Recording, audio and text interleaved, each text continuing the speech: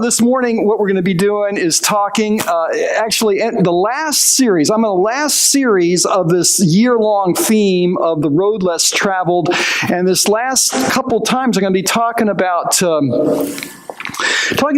the road home, how we want to go home. And I actually think that slogan, "Make America Great Again," is really kind of a nostalgic kind of look at what home. I mean, there's kind of a feeling of wanting America to be a place where I can call home. I think that's what's going on there. And then I think the other one, we want to be stronger together. I think that's also saying something about all of us kind of coming together and being one.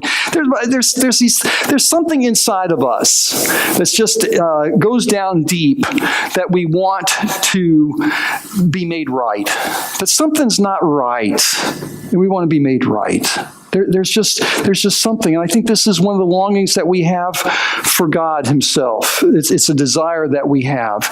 I know in this election, it's kind of like everyone's saying, "Well, you're worse than I am." That's kind of the way everything is going. How much worse can I make the other person look so that I feel better about myself? You remember trying to do that yourself sometimes with other people? At least I'm not as bad as so and so. That's kind of the way so much is going on in life as well. And yet, this morning, I'm going to say something which doesn't sound right. I'm going to encourage us to take the low road, okay? And I know when we think about politics, that's a certain thing that comes to our mind. I want us to take a little different perspective on this. Some of you may remember this old song, Loch Lomond, "Oh, you'll take the high road and I'll take the low road." Remember that one? "And I'll be in Scotland for ye." I used to always think that was about a race. Whenever Ann and I get into the car and we take off from the parking lot and go home, we race. We don't always race. Sometimes we do. I will say this: I always feel better when I arrive first. But although we don't race, do any of you race? Have any of you done that kind of thing? You can't break the speed limit. That's right. You go different ways, but you can't break the speed limit. That's the rule. Well, okay, but can you weave in and out of traffic? Can you do that? Safely do that. Don't get caught. That's a good political motto. Don't get caught. Anything's okay. In fact, maybe that's going to be my campaign slogan. Don't get caught. It's my. Anyways, but Ann was telling me, I was listening to this song and I heard the words in a new way. It goes on, but "me and my true love will never meet again on the bonny banks of Loch Lomond." The idea is that the high road is the road of life. It's the road where you're able to, this is the high road. The low road is a funeral procession. It was sort of back in the 1700s, I believe this song sort of had its origin. But it's the idea that the low road is a road that will take you back home. But it's not a road that most of us want to go on, right? Who wants to go in a funeral procession back to Loch Lomond? And yet, it could be that nostalgia, that's something in us that wants something more than what we experience in life right now. Maybe part of that is this longing to meet with God in heaven, because it's never going to be fully fulfilled here on this earth, is it? As much as we used to think about the good old days had some bad stuff in it as well, didn't it? And some of you don't go back as far as Ann and I do, but we talk about the good old days. But there was always stuff back in the good old days, and these, it's kind of like for Zach, this is the good old days. He's going to say these are the good old days. It's just the way that sort of is, and for all of us, there's this. I think this longing. I want to go back. I want to go home, and And unfortunately, getting there ultimately means that we take that low road, the funeral procession. I think it's rather remarkable that the Apostle Paul flipped everything on its head. And he said, the thing I really am looking forward to more than anything else is going home. It's leaving this body. I trust that my life will bring honor to Christ. I want to live for Jesus with every part of my being, whether I live or whether I die. For to me, living means living for Christ. And dying is even better, because then I will be in his presence forever and forever. I've said this several times. There's an image that Mike Twisdale has brought to me about his desire.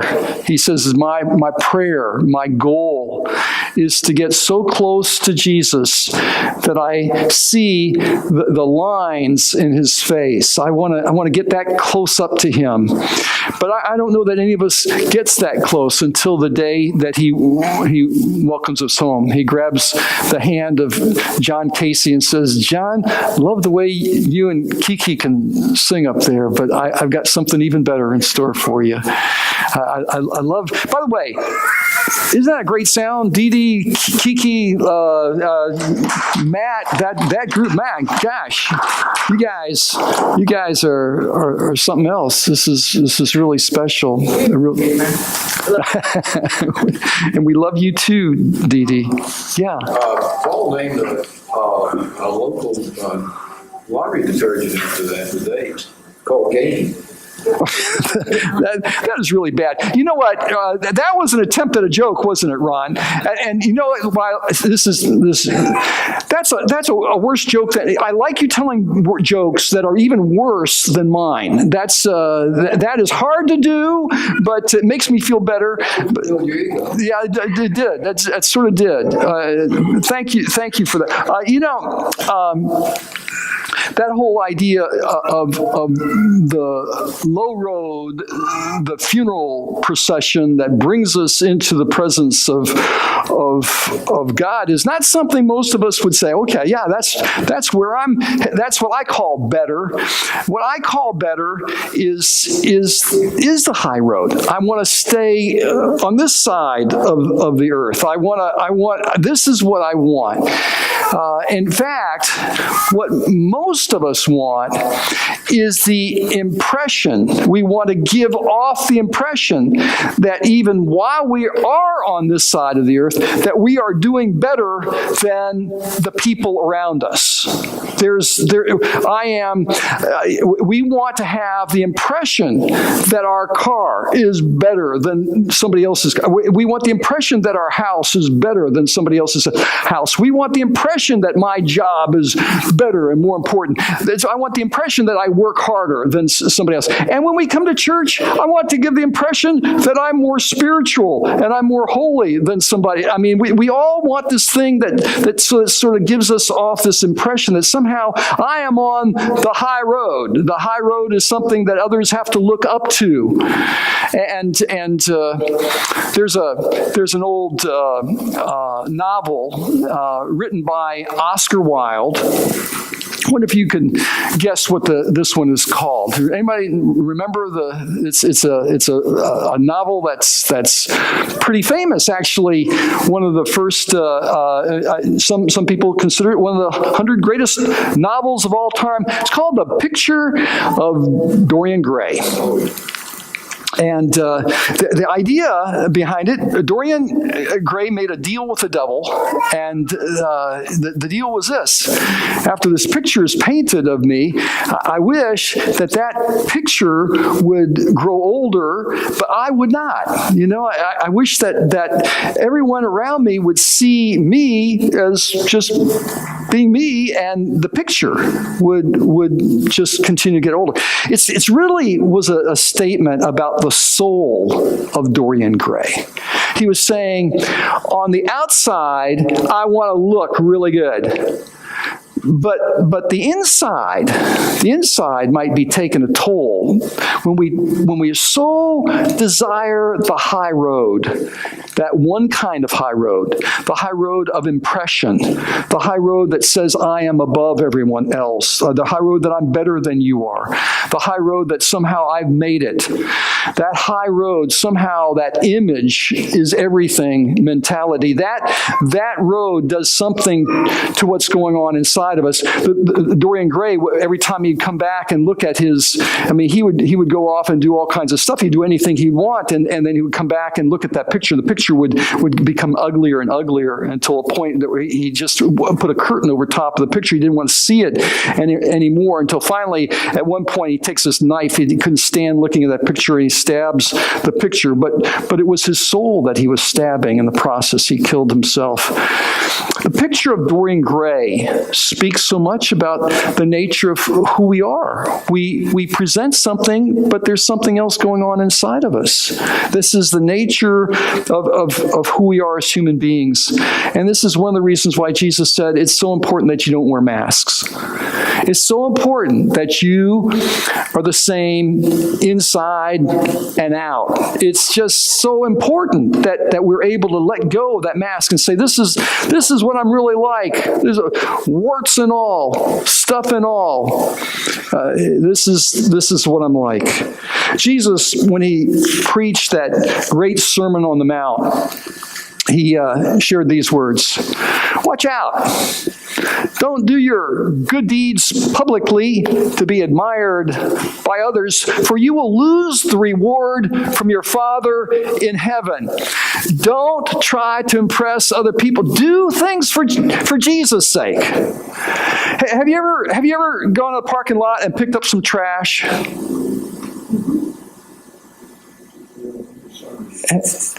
Have you ever gone behind somebody else and picked up their trash? Have you ever said to yourself, that guy, oh, that slob? Or have you said, Jesus, I'm doing this for you. I love you.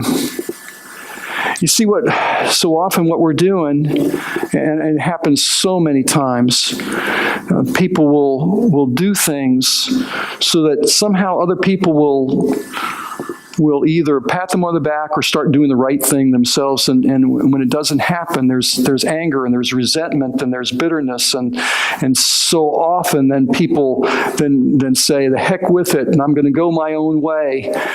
And Jesus says, my gosh, this whole thing is built around you just doing it for me. You know what's so beautiful about your worship this morning? I get the feeling like you guys were just worshiping. And we got to kind of listen in. It wasn't about, hey, you're trying to impress me. I don't think that ever really works anyways, does it? It's what God has done with this wonderful opportunity of drawing us together right now is to be able to say, you know what? There are things going on that no one else knows about, but the Father does. And he's just saying, that's what I want to reward. I want to reward what's going on deep in your soul. It's the picture of Dorian Gray in reverse. When you give to someone in need, don't do it as the hypocrites, as the people who wear masks do, kind of actors do, blowing trumpets in the synagogues and streets to call attention to their acts of charity and what they're doing so that they either shame others into doing more or guilt others into doing more. They're just saying, I'm doing this for Jesus.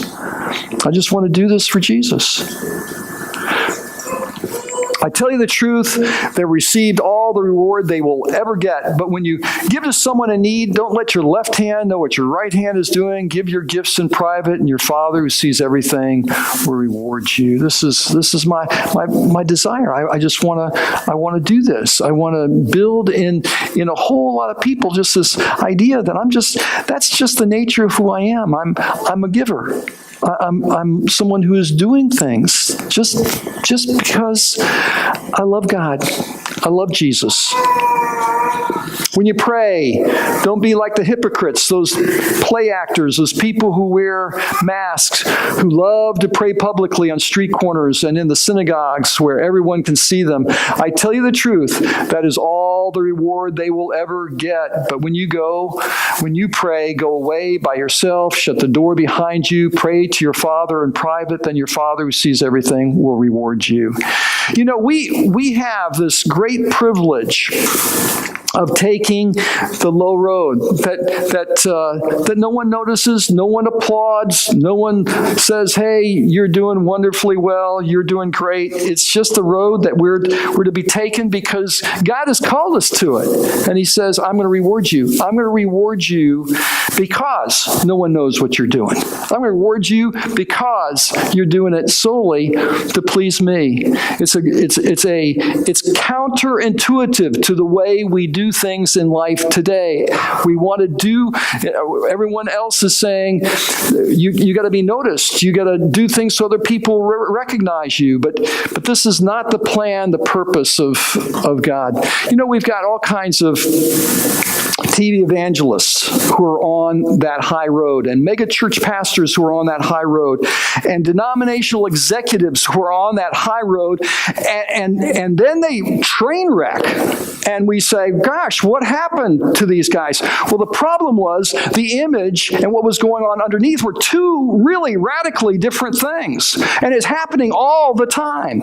It is so normal because this is the way our society works. It's because what's going on inside is totally different. I had this one great book that was it was called Ordering Your Private World. It was all about the importance of taking care of what's going on inside of you. The book was outstanding. I read this book, and this guy went on a tour and went around selling the book and telling people, and people were saying, gosh, you know, it's not about all the things that are going on the outside. It's not what we do. It's what's going on the inside, how we can take care of the inside. It's a great book. Everything in this book was great. The only problem was, while this guy was promoting this book, writing and promoting this book, he was having an affair with somebody else, and the whole thing was kind of a sham. What's going on? You got to take care of that inner world. And here's a shocking thing. We're not even shocked by it, are we? What shocks us today? Yeah. It is just the world in which we live. You know what shocks us today? Is when someone seriously takes the low road. And they really take the low road. I love the works of Henri Nouwen. If you have a chance, he's no longer living. He was a priest, a Catholic priest. He was teaching for a number of years at Notre Dame. He was a guest speaker at times at Harvard, among other places. He could have taught anywhere. He was a renowned speaker and was invited conference, everything all around. I mean, he's a great writer, great speaker. At some point, he said, I need to find a place of ministry where I'm not in the limelight and where people are not applauding me.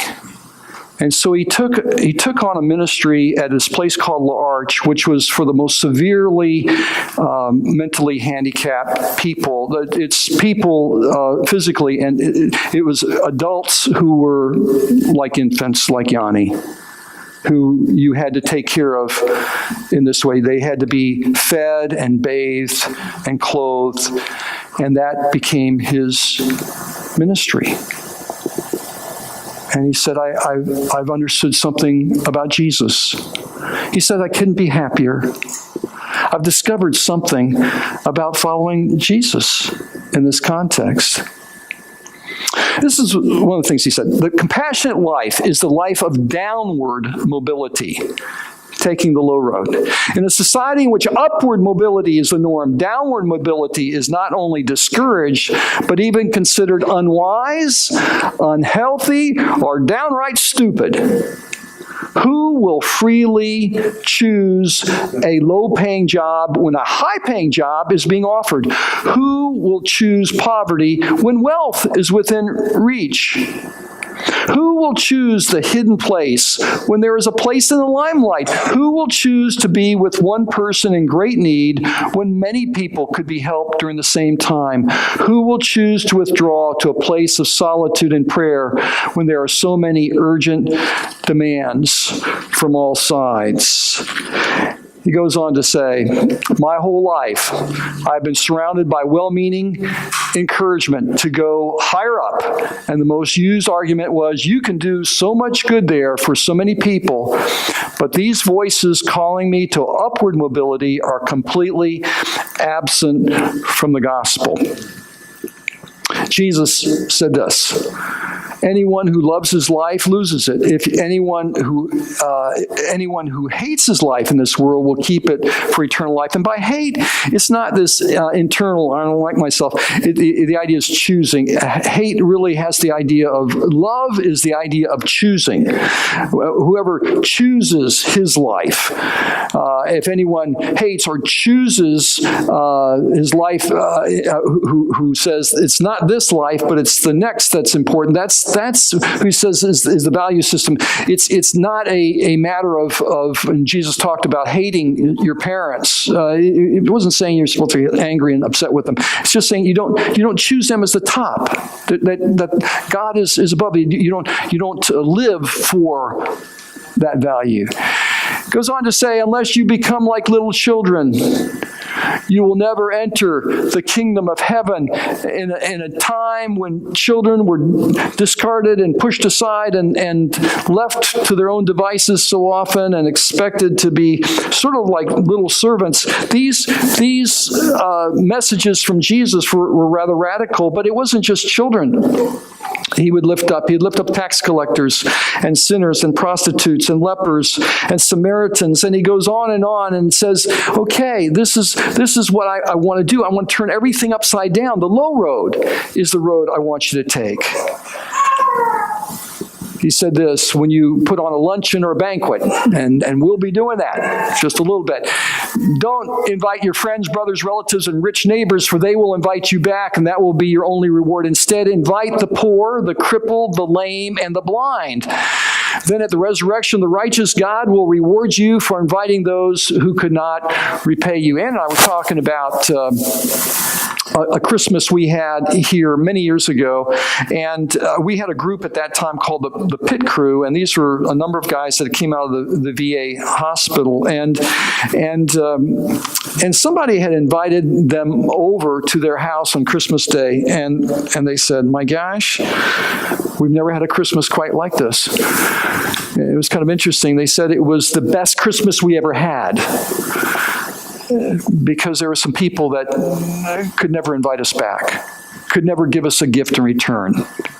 It was so special. I just want to say I thank God that HarborPointe has people from different spectrums.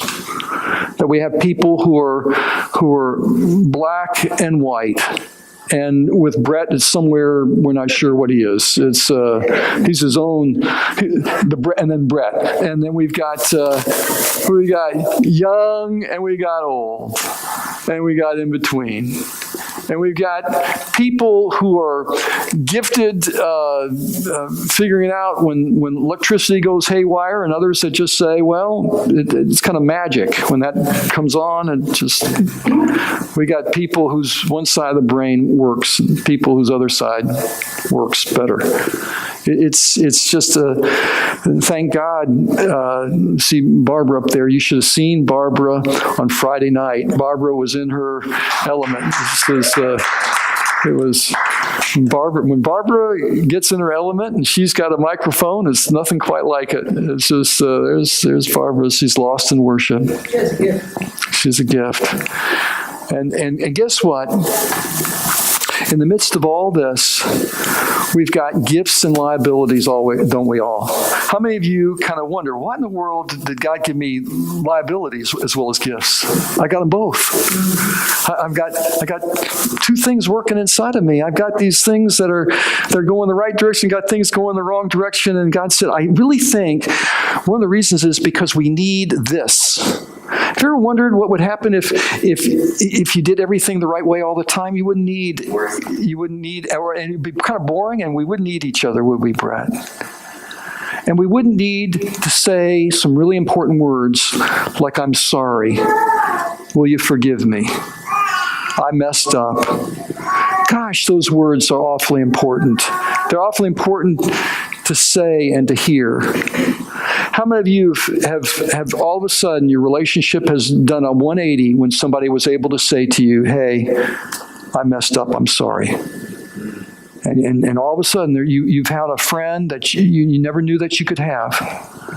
It just happens all the time. You know, this is Jesus' idea, reaching out to the lower end of the spectrum and creating this thing which can pull people together from different sides. Because, quite frankly, the problem is people who think they've got it all together and have the money and resources, they don't. They desperately need others. They desperately need people who are willing to give their shirt off their back because that's all they have, and they're willing to do it. How often the poor are willing to give far more generously than the rich. It's crazy, isn't it? But they're willing to do it. We see this all the time. I don't have much, but what I have, I'm willing to give to you.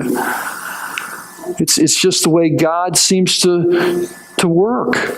We need the poor. We need the rich melding together. We need this.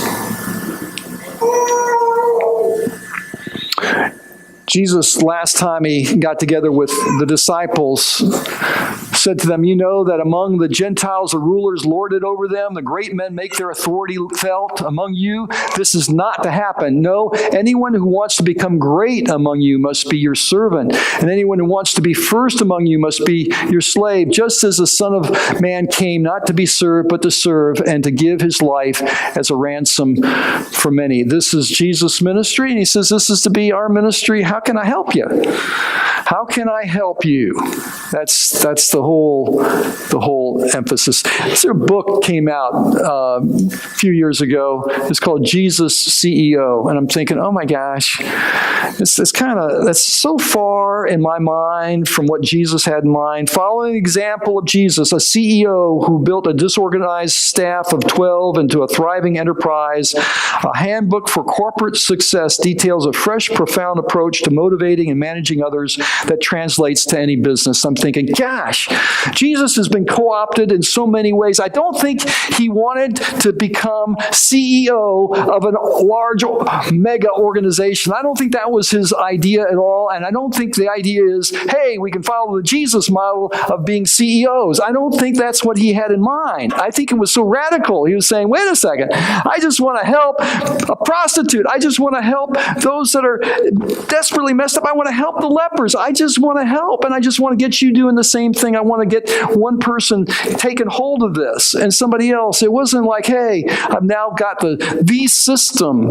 for managing a business and making a profit. I don't think that's where Jesus was at all. Again, Henri Nouwen says, this is the way of downward mobility, the descending way of Jesus. It is the way toward the poor, the suffering, the marginal, the prisoners, the refugees, the lonely, the hungry, the dying, the tortured, the homeless, toward all who ask for compassion. What do they have to offer? Not success, popularity, or power, but this is what they have. They have the joy and peace of the children of God. I just want to say what a privilege it is to spend time with people who know that their real riches come in a relationship with Jesus that goes down deep and giving that away to those around you. This is something that I think Jesus says, this is the movement I want to inspire. We're going to be having this servant community celebration coming up. And whenever we do, it gives me an opportunity just to say, gosh, we've got this very strange and wonderful thing going on here at HarborPointe where I think it's delicate. I think it's of God. I never know from day to day or year to year what's going to happen. I never know. It's not an institution by any sense. There is no pillars that just say, okay, this thing is solidly in place forever and ever. It's just one of these things where magically almost God has created something and drawn some people together to make something happen. And I say, gosh, I'm kind of excited about this because it's all part of something that's so ephemeral that we need God to make it happen. We need the Holy Spirit here to make it happen. We need people who are children of God to make it happen. We need people who are willing to say, it's not about might or spirit. It's not might or power. It's about God's Spirit. It's about His Spirit that will make it happen. And yet, I will say this: God needs to speak to all of us to make it happen. There's not a person here who's not given a gift that is not meant to be exercised in some way. All of us are supposed to exercise our gifts to make it happen. It's this wonderful thing that God says, I want to release. I want to release you to the low road. I want to free you up so that you can take the low road.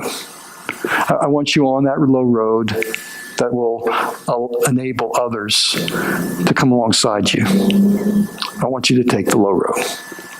Lord, I thank you for this time and this time of worship for me. I just got caught up in worship this morning. I need it. I need it for my soul. I need you. I need your help. I need your redirection. I need you to order my day. I need your wisdom. I need to know today that I'm taking the right steps today. I need your love. I need you, Lord. I need your Spirit running through me. I just need you. And I just pray that together you're gonna enable us to become a community that begins to reflect what you have in mind. And I just pray blessings on those that have gathered here. For those that are just on the edge, I just pray blessings upon them. They are so needed in this body. And for those that have resources, I just pray that they know that those are gifts from you and meant to be shared. I just pray that together, resources, needs, resources, gifts, it all kind of comes together for your glory. I just pray this in Jesus' name. Amen.